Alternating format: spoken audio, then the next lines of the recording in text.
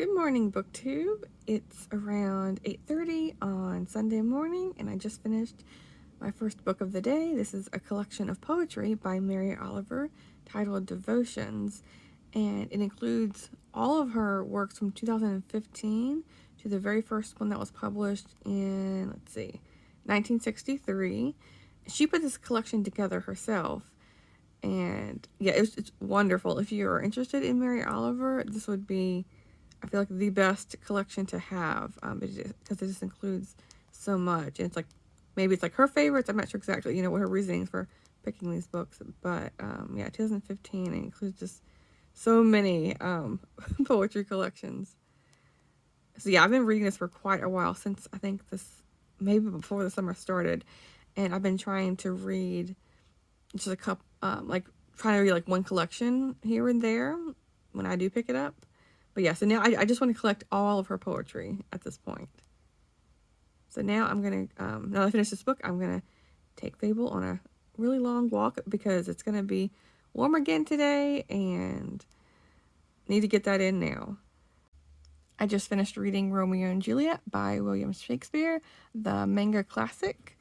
And this is drawn by Julian Cho, with the story was adapted by Crystal S. Chan.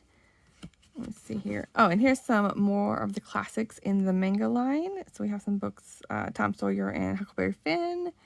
And I actually own Pride and Prejudice and Sense and Sensibility. I don't own Emma yet. And I also have The Scarlet Letter along with this book here and Hamlet as well. But I want to show you some of the artistic choices. So we have some of how they came to draw the characters, but yes, they talk about designing the cover, and they did some research by going to the different places and locations. But because I don't read manga that often, so some of the humor was a bit off for me. So for example, they often had her like sticking out. This is Juliet, and so they had her sticking out her tongue a couple of times, and in this one she's like flicking paper. So it says these little pebbles are also as swift in motion as a ball, connecting the dialogue with the visual together. So all the dialogue in here is exactly like what's in the Shakespeare play. But of course, some of how they're acting is more like maybe like the Japanese humor or something. I'm not sure. So for example, like the nurse, let me see if I can find it really quick. The nurse is just like ridiculous, like acting, and she's drawing funny. Oh, here she is right here. So here's Julia. But yeah, the nurse. And she talks about how, like, in one of the pictures, her teeth are all falling out. But yeah, so I want to share some of the art real quick. And I was also watching the BookTube videos, Jason at Old Blues Chapter and Verse, and Kelly at Books I'm Not Reading. And Jason, he was talking about how this read like a comedy. And for sure this manga really did, in some parts, feel like that, even though, you have this tragedy here. And like, I read this when I was 12 or 13. I want to say 12. And it resonated with me a lot more then than it does now. Maybe because I was closer in age to the two characters here, and, not having any relations or anything like that. But reading it now, this is my third time reading it. And it's more and more unrealistic. I feel like as the decades go on for me, like the whole love at first sight and just the dramatic, almost like unbelievable actions that they take, is it's unbelievable, for some of it, and just overdone. But I mean, I really like this adaptation. It's not the manga, or I keep switching how I'm saying it, but it's not that was bothering, because yeah, it felt like watching and reading the play at the same time. But yeah, so there was that one, and I decided to start a whole slew of books because I'm a crazy person, and I don't typically do this.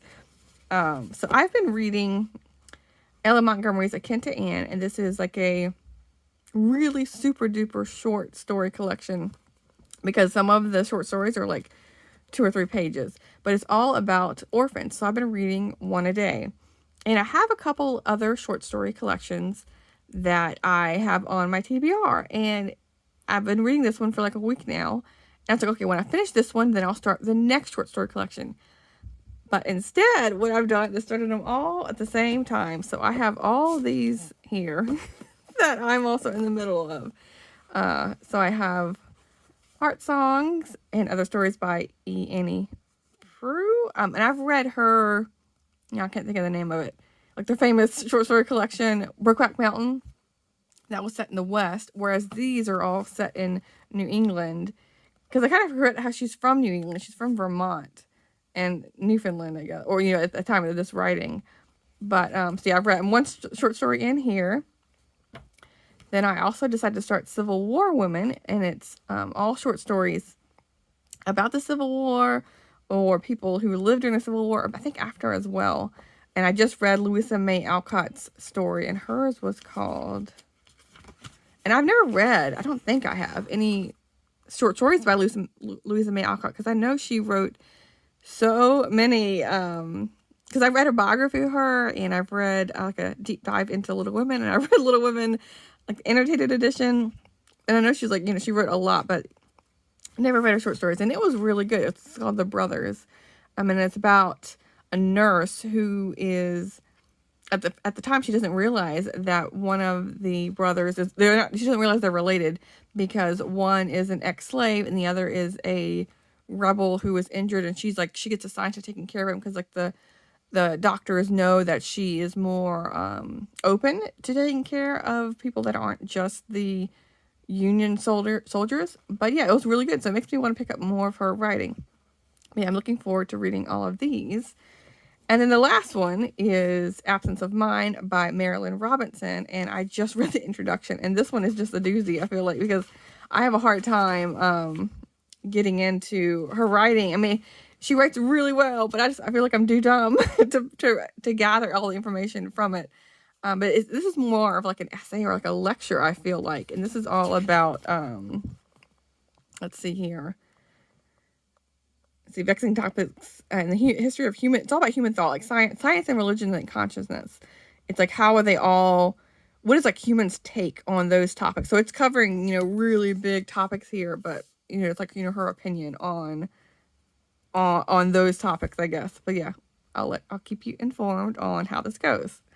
So sorry for not being on the camera, but yeah, I've just been reading up a storm here. So I have all of these to get to. So some I'll finish sooner than later, but yeah. So because I tend to do, just in general, not just this month, I tend to have some kind of book I'm reading just on the go, and so now instead of one, I have four. But yeah, wish me luck.